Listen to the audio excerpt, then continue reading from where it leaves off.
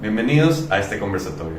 Hoy exploraremos los desafíos más relevantes que enfrenta la economía ecuatoriana en el actual contexto electoral y sus implicaciones a futuro. Empleo. Fausto, ¿qué nos puedes decir en general acerca del empleo? Luego tengo unas preguntas puntuales. ¿Cómo ves el tema del empleo en el país? Sí, yo siempre cuando hablo de este tema, yo digo, ¿el empleo es un tema nuevo o no? La respuesta es no. A lo largo del tiempo, cuando uno corre encuestas, siempre el empleo está como primera preocupación.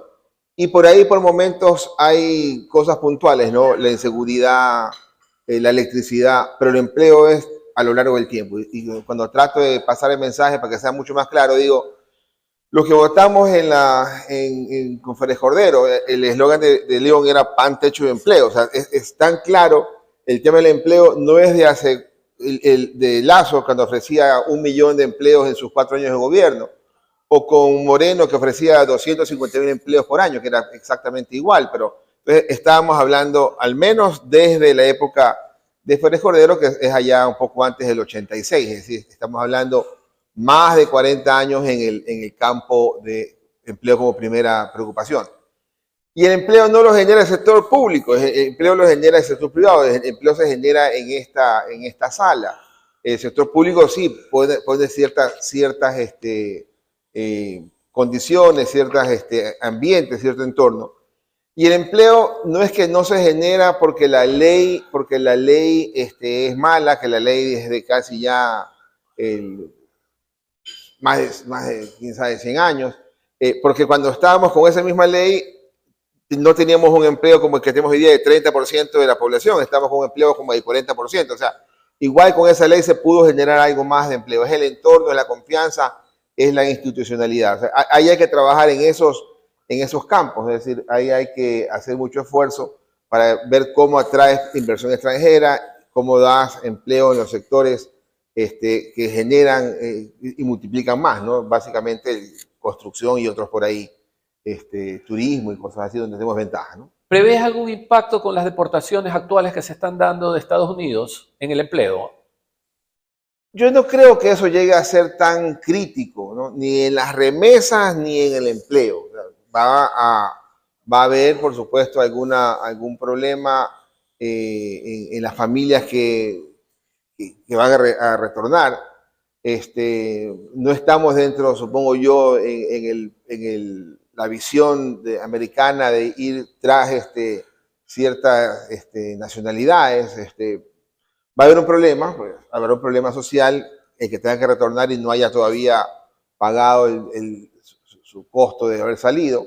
Pero yo no creo que eso exacerbe el tema del empleo. ¿Avisoras algún sector o algunos sectores que podrían absorber a los migrantes retornados? Yo creo que muy poco. Yo creo que ellos podrán entrar acá con un chip diferente, más el tema del emprendimiento. El empleo no ha subido. Hay mucho subempleo, y mucho subempleo también está disfrazado con el uniforme de emprendimiento.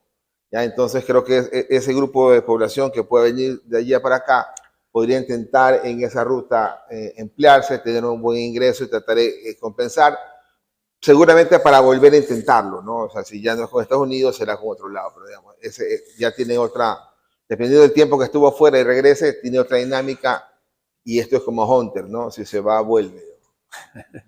De acuerdo. Pasemos al estado de los acuerdos comerciales que Ecuador tiene firmados. ¿Cómo ves la situación? ¿Cuál es el estado de los acuerdos comerciales? China, Canadá, Corea del Sur, ¿en qué situación lo ves? Está bien, o sea, Ecuador desde hace algún tiempo y en la época de Correa, inclusive ante la amenaza de poder quedarse fuera de Europa, hizo ese tratado con Europa muy rápido al final del gobierno, y de ahí los siguientes gobiernos siguieron avanzando con algunos acuerdos comerciales, el más importante claramente de China, en donde hay procesos que ir siguiendo, y esos van a ir caminando. El importante era el que debió haberse firmado con Estados Unidos, que es el que no ocurrió, y uno mira a Trump y mira las políticas de Trump y son completamente opuestas a la línea de un acuerdo comercial. Ojalá con Trump encontremos una ruta similar a lo que está utilizando con Argentina. Digamos. Con Argentina da la buena relación con Milei y te dice, bueno, aquí esto es mucho más abierto. Pero esa operación comercial con Ecuador y Estados Unidos sí tiene que ver con el resultado electoral, digamos, ¿no? O porque de aquí pondremos las puertas abiertas, o porque de aquí cerremos barreras y allá también cierren barreras. Entonces, eso también va a tener un impacto muy fuerte en lo que va a ser el resultado electoral ahora en el siguiente mes. Ya que has tocado el acuerdo del TLC con Estados Unidos, es un acuerdo no firmado que viene siendo postergado sin número de veces. Esto de las políticas de Trump, que son en verdad agresivas en cuanto a las arancelarias, o al menos así se muestran al momento, ¿creerías tú que va a dificultar para largo rato la posibilidad de la firma del acuerdo comercial con Estados Unidos? Sí, no tenemos, no tenemos en carpeta una línea de TLC con Estados Unidos. Por ahí algunos acuerdos comerciales puntuales, algunos mejoras, pero TLC, ellos ya han decidido hace algún rato suspender ese tipo de iniciativas. Ecuador se podría ir olvidando de un TLC, por lo menos en la administración Trump, para un buen rato, ¿no? Con Noboa podrías intentar volver a poner en la palestra, digamos, con otra alternativa completamente tachada. De acuerdo. Hablemos un poquito de la propuesta de Trump justamente sobre un arancel universal. Es algo que todavía no está muy confirmado, pero Trump se escucha en redes de un arancel universal que estaría por lanzar Trump como propuesta del 20%. ¿Y en qué situación quedarían ahí nuestros sectores exportadores, camarón, banano y todos los sectores exportadores que están entrando a Estados Unidos con un arancel muchísimo más pequeño? Una diferencia en competitividad tremenda. ¿Cómo ves ese riesgo? ¿Cómo ves esa situación?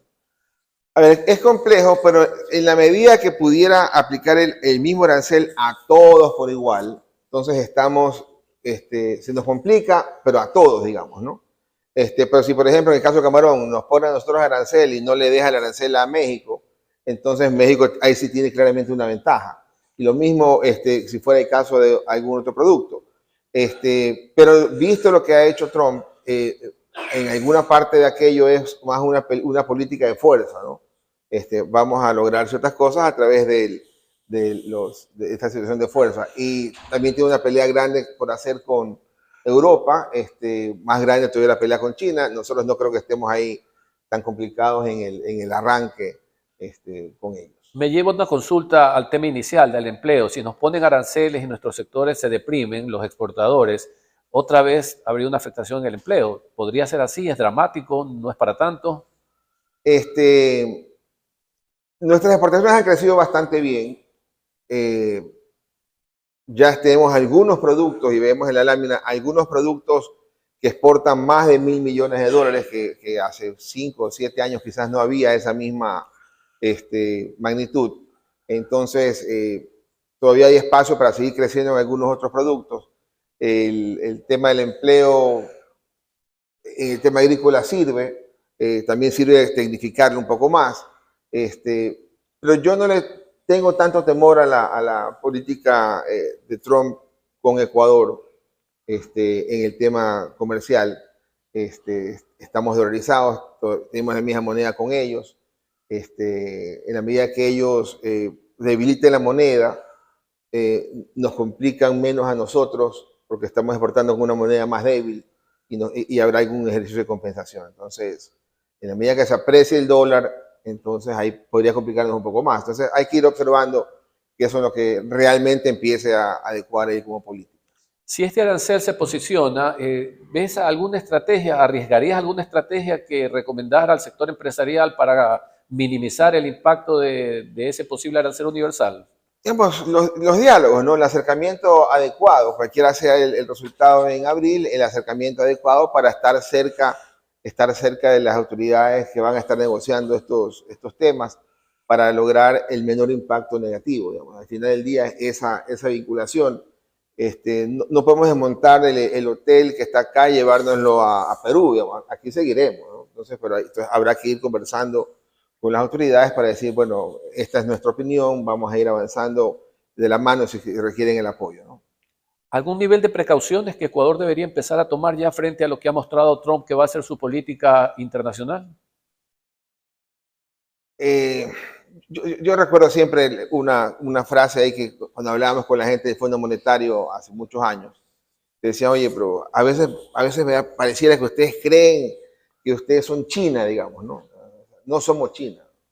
O sea, no somos una amenaza comercial para Estados Unidos, no tenemos tampoco un peso importante para poder decir vamos a marcar una línea, ¿no? Entonces yo creo que ahí podemos ir conversando abiertamente y va a depender lo que quiera hacer el gobierno y lo que quiera hacer el empresario con el gobierno de turno. Creo que no es tan crítico como México, digamos. Si México se pelea con Estados Unidos, tiene un problema muy grave, porque seguramente el volumen de comercio con ellos es mucho más fuerte.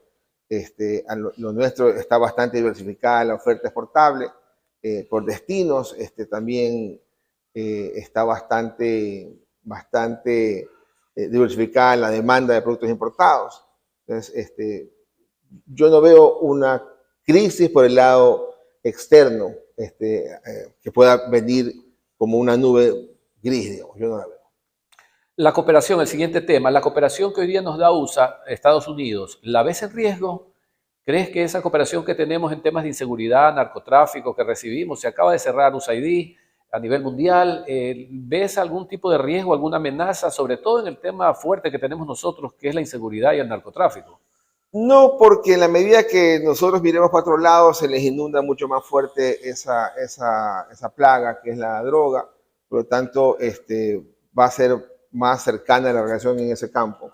El tema de los recursos para ciertos proyectos puntuales de investigación, ahí pudiera haber restricciones si no somos capaces de demostrar que, mira, ese proyecto que venía con el apoyo de ese organismo internacional no tenía un trasfondo político que está tratando de pelear Trump, digamos. Es que es un tema, mira, vamos a tratar de darles plata para que hagan investigación, para exportar en ese mercado. Entonces, ¿por qué vas a cortar ese tipo de ayuda? Si no viene de ese organismo, vendrá de algún otro organismo donde sí hay espacios.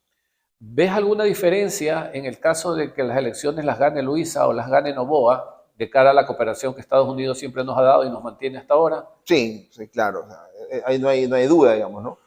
No hay duda de la relación de Estados Unidos con Ecuador, digamos. La duda quedaría en la practicidad o no de Luisa de presidenta. O sea, es decir, ya los engañé, les logré el voto, pero me voy a acercar a Estados Unidos, digamos. O sea, no la veo a Luisa haciendo como Lucio diciendo yo soy el mejor aliado de Estados Unidos, digamos. Hasta ese extremo no la veo a Luisa. Sin embargo, las condiciones con las que arranca la parte económica en el 2000 o arrancará en el 2025 son completamente distintas a como arrancó Correa en el 2006. Entonces, te va a tocar jugar también con la geopolítica desde ese lado. Mira, tengo otras preocupaciones que es más a la interna en ese campo. Y adelántanos esas preocupaciones. La gente te dice, es que, y uno escucha la radio, dependiendo qué radio escuche, ¿no? Mientras más el centro, más escucha más fuerte en la línea contra la candidata González. Entonces, ¿cuál es el susto? ¿No? Que vamos a perder la moneda, pero que instantáneamente, porque viene Luisa y va a sacar la moneda. Entonces, tú dices, yo creo que pudiéramos perder la moneda con Luisa, o sea, no tengo la menor duda que esa posibilidad existe. Pero el tema es, ¿cuáles son las señales? O sea, ¿qué es lo que hay que ver? ¿No? No es porque el gobierno va a decretar que se pierde la moneda. Eso no existe. Y tampoco que se va a quedar porque la asamblea dice pongamos el dólar como moneda. Eso no, por ahí no va. La moneda se fortalece y se queda mientras nosotros la utilicemos y estemos cómodos con esa moneda, fuera de la banca y dentro de la banca. La moneda se perderá de la misma manera que se la ganó. ¿Cómo se perdió? Cuando quebraron los bancos y perdimos la moneda. Ahí se la ganó, ¿no? El dólar. ¿Cómo se la perderá? Exactamente igual. Cuando creamos que la cosa está muy, muy complicada y veamos señales que está muy complicado y nos volquemos a la banca, a sacar la plata de la banca, dejemos el banco en mala posición, la banca colapse y entonces perdamos la moneda. Digamos. Esa es la ruta. no es tanto porque el gobierno va a mandar una ley a la Asamblea para cambiar la moneda. Es como se hizo, se deshace. Digamos. Entonces, ese es lo que hay que estar observando. Entonces, en la medida que pasas el mensaje de que no vas a tratar de afectar la estabilidad financiera, entonces no hay por qué correr con el susto. Digamos. Cuando uno empieza a ver las otras señales, entonces ahí sí hay que estar muy atentos, ¿no? Hablemos un momento de nuestro otro gran socio comercial, la Unión Europea. ¿Cuáles son los desafíos que tenemos con la Unión Europea? Sí, ahí ir consolidando la relación, ir consolidando esta transacción, poder seguir avanzando como nación, exportando los productos ya liberados, recibiendo sus productos liberados y crecer en la relación, ¿no? Esa parte es el gran reto, que se sienta la ventaja de haber dado ese paso hace más de 8 años el tema de los acuerdos comerciales y que eso sirva para que se multipliquen los acuerdos comerciales porque tuvieron buena respuesta. Y la respuesta está clara en las exportaciones, ¿no? De alguna forma esa es la mejor muestra de que los TLCs que el país adoptó ha dado buenos frutos. Inclusive, cosa rara, la dolarización, que era la gran amenaza para el sector exportador, la dolarización, que te decía, ¿cómo voy a exportar si la moneda mía es dura? ¿No? Entonces, cuando uno mira la gráfica de exportaciones, pones la línea de dolarización y la exportación se brinca, digamos, ¿no? Pero eso también tiene que ver porque cuando dolarizamos en el año 2000, el dólar, que fue nuestra moneda, se depreció. Entonces, jugamos bien con en esa línea de tiempo de que la moneda nuestra se devaluó, ¿no? En verdad, se depreció. Entonces, en la medida que nos acompañe un proceso de una moneda que no sea tan dura, entonces nos sirve para poder entrar en Europa y poder competir bien con Estados Unidos. Antes hablaste de lo mal que estábamos en cuanto a inversión extranjera directa, cómo ha afectado el no crecimiento de este rubro tan importante para cualquier país y cualquier desarrollo a nivel país. ¿Crees que la política migratoria o en general la política de Trump pueda afectar aún más el tema de la inversión extranjera directa?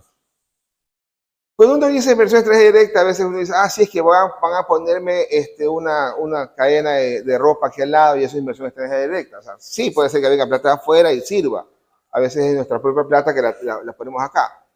La inversión extranjera directa, la que es potente, es aquella que va a petróleo, aquella que va a minería. Digamos. Entonces, ese ha sido nuestro problema en los últimos tiempos, que no hemos logrado posicionar bien qué queremos hacer como país con el tema minero.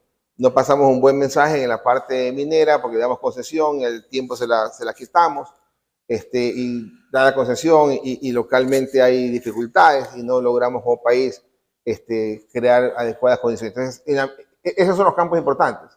La minería, el petróleo para el tema de inversión. Y por ahí hay espacio para trabajar. Al presidente Noboa se le va a dificultar un poco si gana la presidencia, avanzar en temas de minería, porque para que el presidente Noboa gane la presidencia debe hacer concesiones en los temas ambientales por el tema del voto indígena, entonces, y la minería. ¿Ya? Entonces, ahí también habrá que hacer el balance de que, ok, esperamos un poquito de tiempo más para que eso se fomente, pero la estabilidad quizás es lo que vale en el largo plazo. Lo que nos has dicho hasta ahora parecería ser que las políticas Trump en la parte migratoria principalmente, pero en general en la parte arancelaria también, no van a afectar mayormente el crecimiento económico del país, de Ecuador. No es un rubro que debíamos estar atentos, no hay una alarma encendida por el tema de las políticas de Trump hacia el crecimiento económico del país. Entonces yo te digo, ¿cuál crecimiento? O sea, no hay crecimiento económico, o sea, hay que estar claro. Uno mira el 2018, la economía creció 1%. El 2019, la economía creció 0%. Y de ahí, pandemia 10 para abajo, post-pandemia 10 para arriba.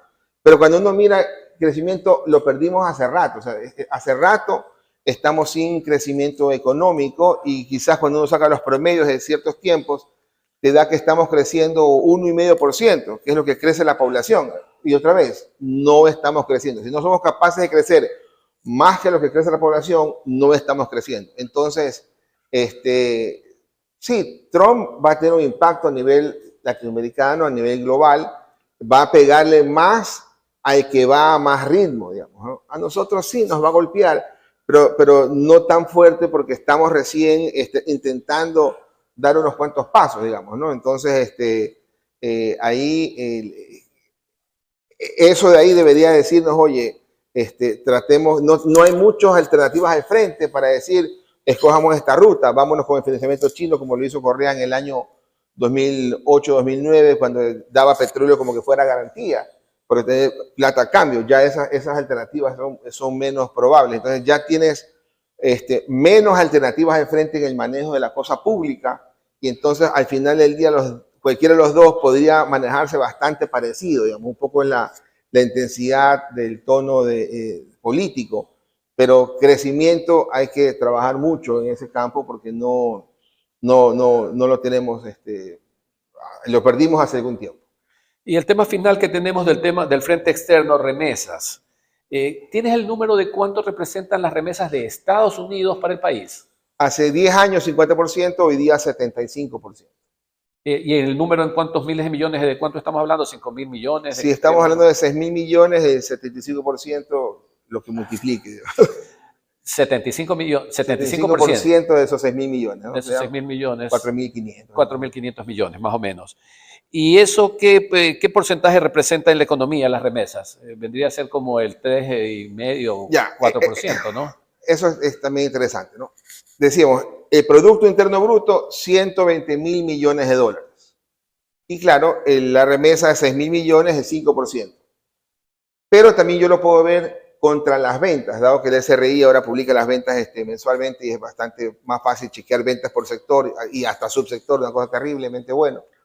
Las ventas son 225.000 millones de dólares. Entonces, de los 225.000 millones de dólares que se venden, ahí hay 6.000 millones de dólares de migrantes que están adquiriendo cosas. ¿Qué trato de pasar el mensaje? De que si en el PIB las remesas son 5%, en las ventas es la mitad, ¿verdad? Entonces, es importante, muy importante para la familia que la recibe, importante para la economía, pero no es una disminución, no es causa de crisis, digamos, un poco para pasar el mensaje. Perder petróleo, el Yasuní, el bloque 43, no es causa de crisis. ¿Por qué? Porque el año pasado, impuestos que recibe el Ministerio de Finanzas son 16.500 millones de dólares. Petróleo que recibe Finanzas en su presupuesto son 1.700 millones, para hacer un número fácil. 10 veces impuestos frente a una vez petróleo. Entonces, si se me cae petróleo 10, 20%, no me pega tanto como me hubiera pegado 10 años atrás, cuando el petróleo era quizás el 40% de los ingresos del Estado y el 60% del impuesto. Pero hoy día es 10-1, digamos, ¿no? Entonces, ha habido un buen giro a liberar la dependencia petrolera. Hay espacio para mejorar el tema de ingreso petrolero con la eliminación del subsidio de combustibles, que ya es mucho más consensuado. Entonces, las remesas tienen su impacto, pero no es tan crítico como uno pudiera pensar. Por ejemplo, a veces dice que el presupuesto del Estado son 30.000 millones de dólares y las remesas son 6.000. O sea, la gente trata de juntar que son 6.000 de 30.000 y no es así. De 120.000. Esos 6.000 millones algo hacen en consumo y algo hacen en impuestos. Pero hasta en ese campo, ese ingreso de remesas, yo me atrevería a decir que tiene muy poca incidencia en el impuesto. Porque cuando uno mira cómo se comporta estos 220.000 millones de dólares en ventas que tiene el país, cada vez crecen más las ventas sin IVA que las ventas con IVA, ¿no? Entonces cada vez crecen más las ventas sin IVA. ¿Y eso qué quiere decir? Que cada vez más, como somos más pobres, porque no crecemos, al final del día nos terminamos achicando, la gente tiene que ir a comprar la canasta básica, ¿ya? Y la canasta básica es la que no tiene IVA. Entonces, lo que yo recibo con las completas me va en canasta básica y no le aporto IVA al Estado, ¿no? Ojalá que la economía crezca, la gente tenga más plata, la gente pueda decir, aparte de la canasta básica, me puedo comprar esto adicional que tiene impuestos, ¿no? Entonces, sí hay ahí, hay que ir sí se puede analizar con algo más de detalle, pero no es tan dramático el asunto remesas o cosas. Una última pregunta sobre el tema de las remesas para tener un poquito dimensionado el impacto que tendría. Hablamos de 6.000 millones como remesas globales que recibe el país, de eso el 75% dan 4.500 millones, que sería el de Estados Unidos. Todas estas deportaciones que se están dando, a esos 4.500, ¿en cuánto le impactarías? ¿Podrías arriesgar una cifra? No, muy complicado, pero no creo que sea el 10%. No creo que sea un nivel así tan fuerte. De acuerdo. Vamos al frente interno, a lo que se evaluó. ¿Cuál es el primero, Sebastián? Habiendo terminado la primera parte del conversatorio, es importante destacar una cosa, y es que las empresas, familiares o no, enfrentan desafíos únicos: la continuidad, la profesionalización y la toma de decisiones estratégicas. Un directorio bien estructurado no solo aportaría con una gobernanza sólida, sino que también aportaría a mantener la visión y a dar estabilidad en tiempos de cambio. Desde Global Consult, firma con casi 4 décadas de trayectoria en el mercado, hemos podido crear estructuras de liderazgo que equilibran la visión empresarial y la gestión eficiente. Si su empresa está buscando cómo crecer con bases sólidas, consolidar la dirección o planificar el futuro de manera estratégica, hemos dejado abajo los contactos por los cuales usted se puede comunicar con nosotros para poder explorar cómo podemos ayudar a fortalecer su empresa. Dicho esto, procedo a dar paso a la segunda parte del conversatorio. ¿Qué hay de este tema de la inseguridad y el crimen organizado? Lo dije en la lámina de empleo, ¿no? Buena parte de eso es responsabilidad del gobierno, no de los gobiernos. Y yo lo grafico de esa manera. Una consulta popular en la época de Palacio, en el 2005, 2006, por ahí, que te decía: ¿estás de acuerdo en darle medio punto del PIB cada año a salud y educación hasta que llegue al 4 y 6% del PIB? Que eran los estándares que se querían llegar en Ecuador, y a nivel global son estándares que se manejan bien para esos sectores. La gente dijo que sí, después lo montaron en la Constitución, lo montaron en las leyes, y se le daba ese medio por ciento del PIB a salud y educación en el presupuesto, y a mediados de año, a final de año, se lo quitabas, y el año siguiente se lo volvías a dar, se lo volvías a quitar, y total nunca se lo diste. Hace unos 4 o 5 años que se pasó una ley en la Asamblea y que decía, dale a salud, pero ya no le puedes quitar. Entonces, ¿qué es lo que ha ocurrido? No se lo has dado, ni uno de esos dólares que la Constitución manda, pero al menos evidencias que no se lo has dado. Entonces, cuando haces la evidencia, hoy día tienes más de 3.000 millones de dólares en los dos sectores de plata que deberían recibirlo anualmente, y no lo está recibiendo. Entonces, ¿qué quiero decir?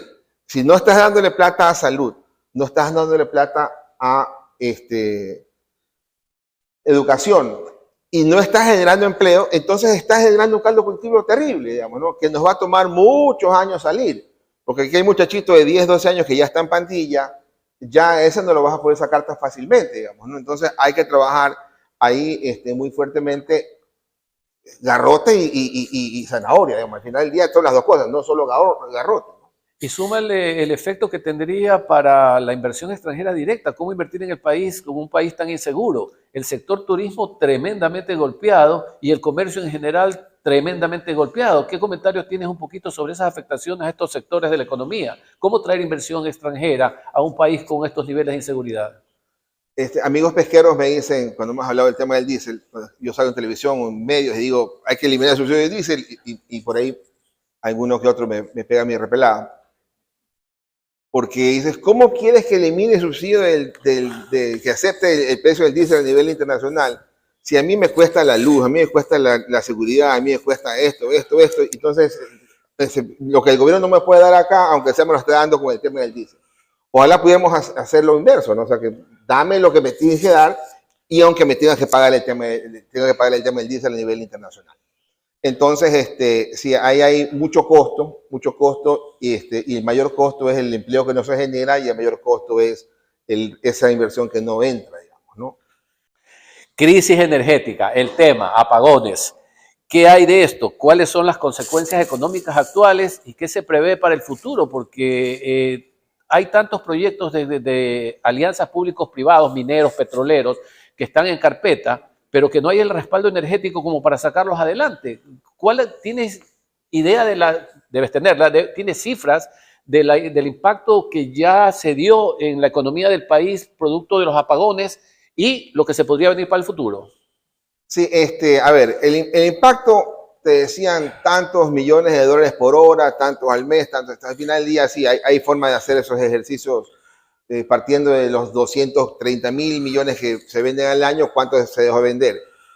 Cuando ves el Producto Interno Bruto y lo tratas de cuantificar por ahí, la magnitud parece más pequeña, pero yo trato de señalarlo de esta manera.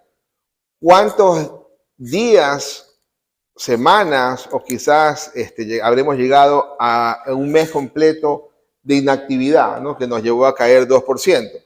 Entonces, esa inactividad, que fueron horas, semanas, días, quizás meses, cuando uno juntaba todo lo que significaba estar apagado,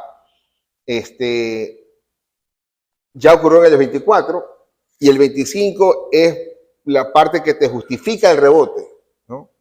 Te justifica el rebote del 2.2 que yo ponía al 2.5, que creo que podría ser un poco más alto, porque aunque vinieran apagones, y ojalá no sean en abril, aunque vinieran apagones en el estiaje de septiembre, ¿verdad?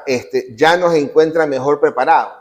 Al gobierno con más generadores de respaldo, a las empresas y las casas de ustedes seguramente con más generadores para poder operar, y en los hogares las velas ya compradas debidamente a tiempo. Entonces eso nos va a poder hacer que enfrentemos mejor la situación. Pero hay que corregir porque uno en los últimos 10 años dice, afortunadamente hemos estado estancados.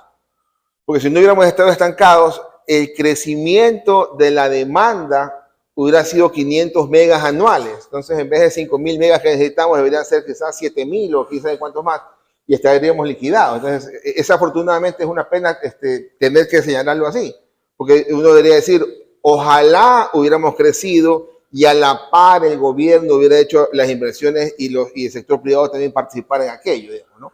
Entonces, la experiencia que nos da esto también es poder comprarle a privados en Colombia y no comprar a privados en Ecuador es una soberana estupidez, digamos. Entonces, quizás ahí es la mejor explicación, es decir, oye, hablemos de que los privados en Ecuador también puedan participar en un esquema diferente, ¿no? Y antes hablaste de lo importante que es la inversión extranjera directa con telas en el sector privado, pero el punch, verdaderamente el impacto está en lo petrolero y en lo minero que dijiste. Y me preocupa saber si tenemos suficiente respaldo energético para ofrecer inversión en esos sectores que son altas demandas de energía. A ver, es que si a mí me dices, escoge, invierte o electricidad a X centavos. Entonces, esto es un tema de valor actual neto, ¿no? Entonces, yo digo cuál de las dos opciones es mejor y me voy quizás por posponer la inversión. Entonces, yo creo que hay que hacer bien el ejercicio de plantear esa inversión, darle condiciones y que con esas condiciones positivas puedan ir hacia inversiones propias, ¿no? Recesión. ¿Qué hay sobre este tema? ¿Estamos en recesión, Fausto? ¿Se ve salida la recesión si acaso estuviéramos? A ver, el año pasado, una caída de 3 trimestres, ya dato oficial de 2.2, eso es recesión, porque son 3 trimestres seguidos, ya es más que recesión. El año completo va a ser un año de recesión. Yo no veo forma que nos bajemos del 2% de caída el 24. Si este año crecemos el 2,5%, ahí esto es matemática, ¿no? Menos 2 y 2,5 es medio punto. Divide para 2 es 0.25. Quiere decir que en los 2 años la economía creció 0.25 y la población creció 1,5. Entonces o sea, aunque salgas con un número en azul, todavía no llegas a superar lo que hacías antes de la recesión. Entonces necesitas tú un rebote mucho más fuerte. que, otra vez, en lo económico, en lo empresarial, nos sentiríamos más cómodos con un gobierno que siga la línea del presidente Noboa, porque podríamos meternos con más fuerza en la reactivación, porque lo otro es agregar incertidumbre, ¿no? Pero es lo que hay, pero estás en esa pregunta, sí. Tu número va a decir no recesión, pero la verdad es que será un año de recesión o de salida de recesión. Y si va a ser así, ¿cuál sería el impacto para los sectores productivos que hoy día nos acompañan? Cada cual tiene un impacto distinto, cada cual está dedicado a la exportación, quizás ese, si dices ganadores y perdedores, ¿no? Dice, estás en la exportación, tú quizás eres ganador, porque vas a lograr apoyo estatal, porque necesitan tus divisas para poder generar recursos, estás en el campo agrícola, vas a tener apoyo porque generas mano de obra, estás en la construcción, entonces hay que tratar de su sector destacar cuáles son los elementos positivos con los que yo los pueda poner en el letrero de mi fábrica, digamos, ¿no? ¿Cuál es la X para que no me venga a complicar? Tengo acá elementos positivos y tengo que poderlos comunicar. Mucho de esto es comunicación, mucho de esto es entender qué es lo que está pasando y por dónde nos puede caer los golpes, ¿no? Y en la población, ¿qué impacto podría tener la recesión? ¿Cuál es el impacto de la recesión? Recesión, pero el impacto en la población, en el común de la gente. La falta de plata, la falta de empleo, la falta de acceso a financiamiento, el encarecimiento del financiamiento, las restricciones que puedas tener al frente, ¿no? Eso nos comentaste y nos mostraste unas gráficas en Fausto. ¿Qué prevés que va a pasar en el 2025? ¿Va a tener impacto en el riesgo país? ¿Debería entender, gana la opción 1 distinto a si gana la opción 2? Hicieron muchas encuestas, ninguna se quedó cerca. El riesgo país es, de alguna forma, otra encuesta más, ¿no? Uno entra a la página del Banco Central, www.bce.fin.es, busca riesgo país y ahí te da el dato del día de ayer, 1.385. Alguien más sofisticado puede entrar a Bloomberg y puede chequear JP Morgan y ahí sale el riesgo país. Entonces, esa es una señal de cómo nos perciben el riesgo político los tenedores de deuda. ¿Por qué? Porque si perciben que va a ganar la candidata González, que ha dicho voy a auditar la deuda del 2017 en adelante, casi que no voy a reconocer mayormente el tema de las deudas actuales, porque si te vas a auditar, pues tienes sospecha que son medias malas, entonces quizás tengan deseos de no pagar la deuda que viene por vencer. Pero esa es la parte que tú dices, eso ya es dogmático, porque si bien es cierto, de los 84.000 millones de dólares que es la deuda externa, deuda pública ecuatoriana, 84.000 millones, 15.000 millones de deuda externa en bonos. De los 15.000 millones de deuda externa en bonos, hay 3.500 millones que vencen en el 2030, pero empiezan a vencer desde el 2026. Entonces, si son 3.000 millones, para ponerlo fácil, 3.000 millones para 5 años son 600 millones de dólares al año que hay que pagar de capital.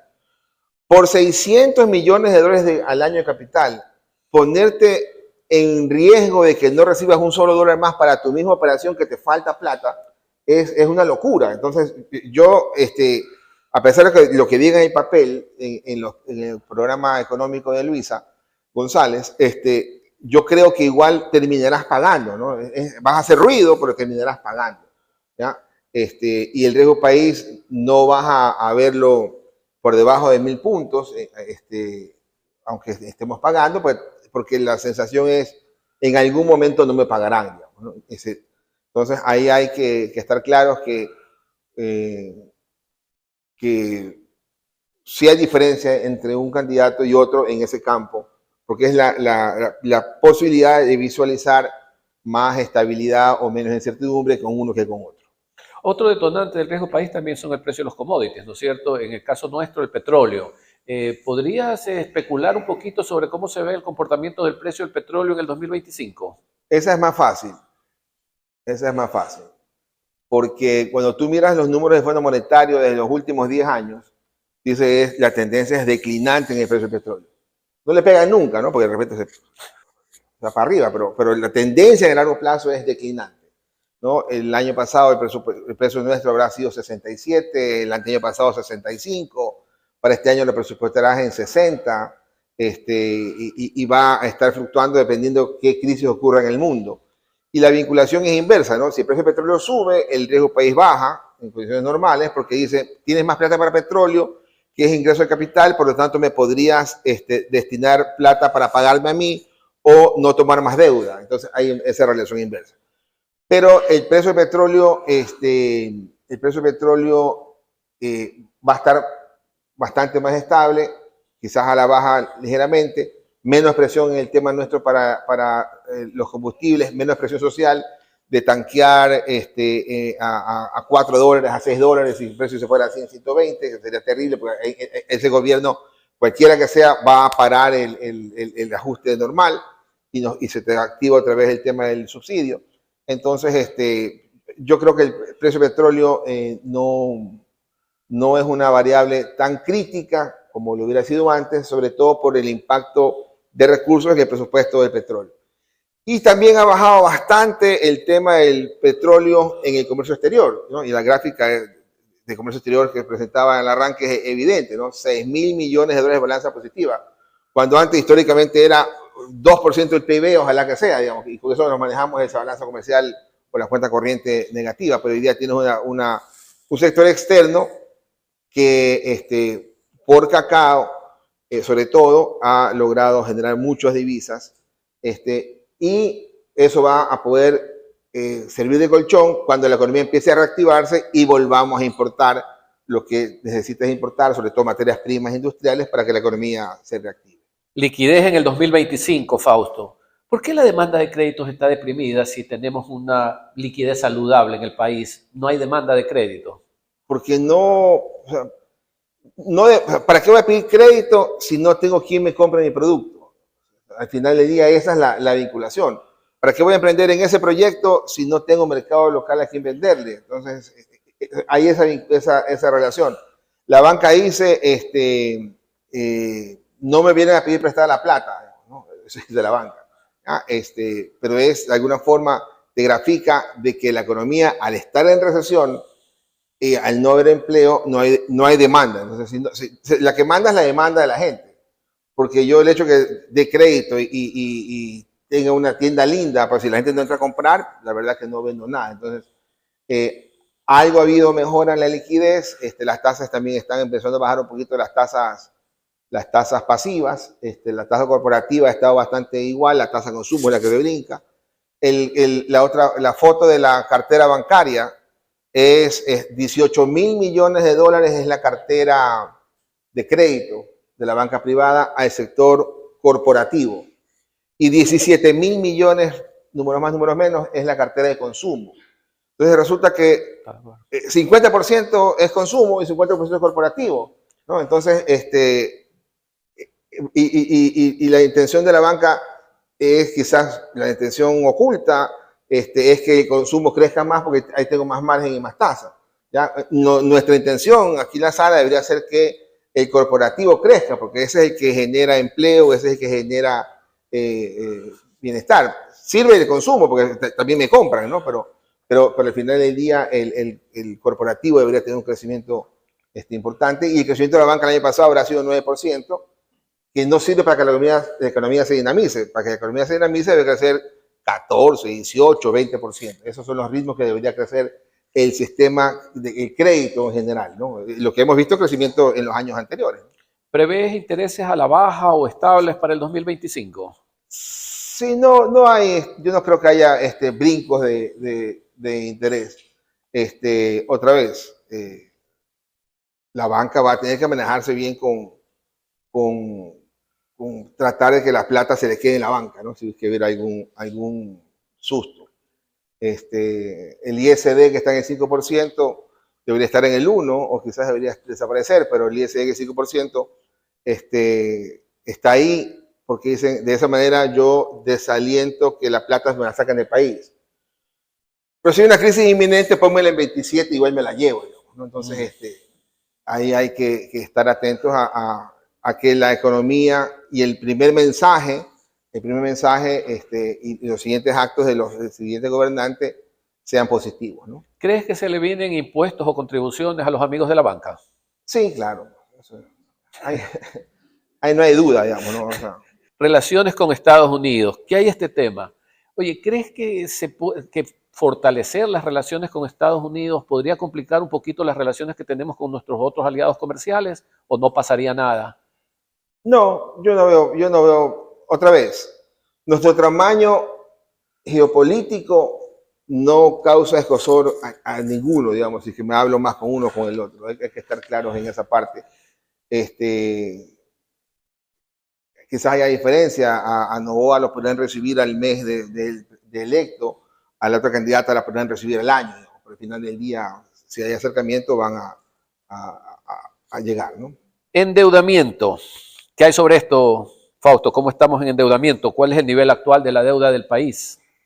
La gente se asusta porque dice, hay que pagar 6.000 millones de dólares en capital. Y un déficit fiscal, digamos que son 4.000 millones de dólares, y hay que hacer 10.000 millones de dólares de deuda para pagar ese requerimiento de capital, 6.000 millones y 4.000 de déficit. Y yo les digo, oiga, eso ha sido igualito los últimos 20 años. O sea, todos los años hemos tenido que ir a buscar más de 10.000 millones de dólares para pagar deuda y para pagar déficit fiscal. Y la parte más fácil es la deuda para pagar deuda. Primero, porque no te aumenta la deuda, porque si debo 100 y te pido prestado 100 para pagarle a Sebastián 100, entonces mi deuda sigue siendo 100. Pues, ¿no? Ahora que lo quise cambiar simplemente de acreedor. Y en las empresas pasa lo mismo, no es que la empresa que tiene esta deuda, la empresa quiere llegar a cero de deuda, ¿no? La empresa quiere mantener el nivel de deuda, crecer y que vaya y para llegar a ese proyecto nuevo. O sea, no es que la idea no es el escenario de cero deuda, es el ideal. El escenario es la deuda que me ayude a crecer y que no me complique la operación. Los premios Nobel de Economía le preguntaban, ¿cuál es la relación, Modigliani y Miller, ¿no? ¿Cuál es la relación ideal de la deuda y el capital? Dice, la ideal es hasta antes del siguiente dólar que te va a quebrar la empresa, digamos, ¿no? O sea, toma deuda, apaláncate, pero si ya crees que te está poniendo en riesgo tu sostenibilidad, entonces ya ese dólar nuevo ya no lo tomes. Acá en Ecuador estás en la línea de que tienes que tomar deuda de Fondo Monetario, que este año tiene que traer 1.200 millones de dólares para pagarle al Fondo Monetario 1.200 millones. Y tiene que traer 3.000 millones del Banco Mundial para que le pagues al Banco Mundial y al BID. Esa plata es fácil, digamos. La plata difícil es la de el déficit fiscal. Y como es difícil, el gobierno de Lazo, su último año, acumuló atrasos por 5.000 millones de dólares, que es deuda. No le pagó el Seguro Social, no le pagó a los municipios, no le pagó a proveedores, 5.000 millones. Entonces, lo correcto hubiera sido tomar 5.000 millones de deuda de afuera y pagarle a ellos. El gobierno de Novoa, hasta noviembre, no había bajado $1 de ese atraso. Es decir, pagó los atrasos viejos y tomó atrasos nuevos. Está bien, digamos, es la receta.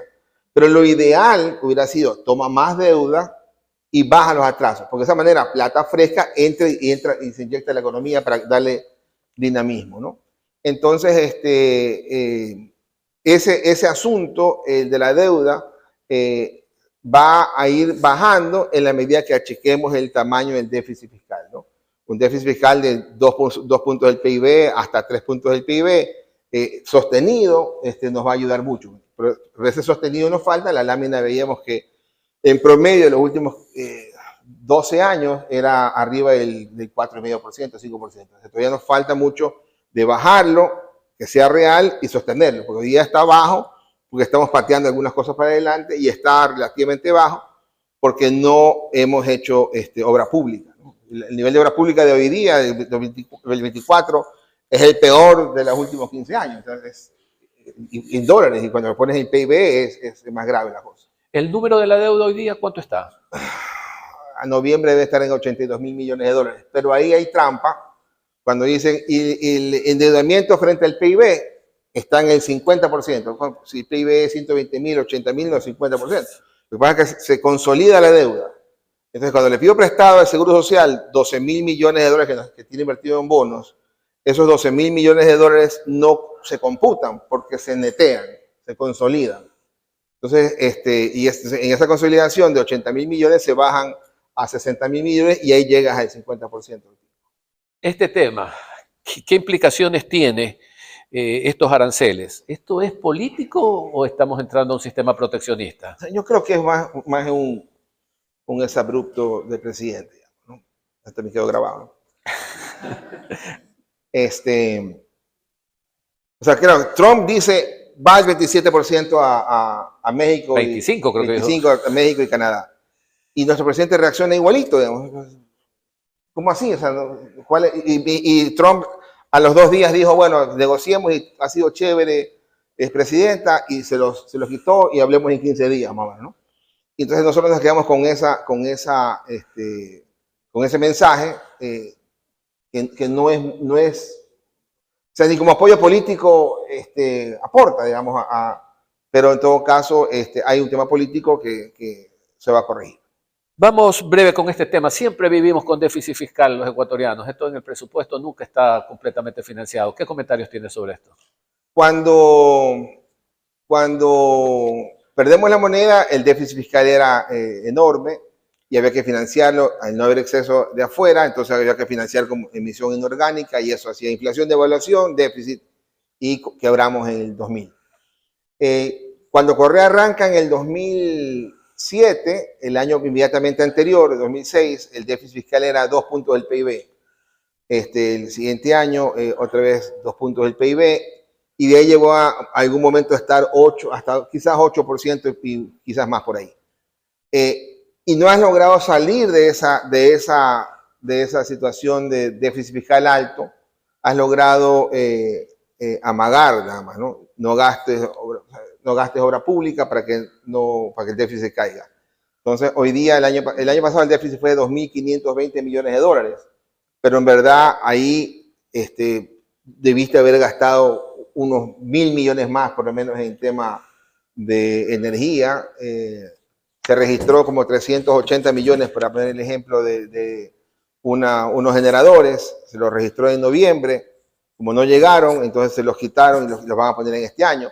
Entonces, el déficit fiscal, creo que el estructural nuestro hoy día debe andar por los 4.000 millones de dólares, casi, digamos, 4.000 millones de dólares para un PIB de 120.000, estamos hablando de arriba del 3%, ¿no? Gracias por habernos acompañado el día de hoy en este conversatorio. Esperamos que estas ideas sean útiles para los análisis dentro de sus empresas.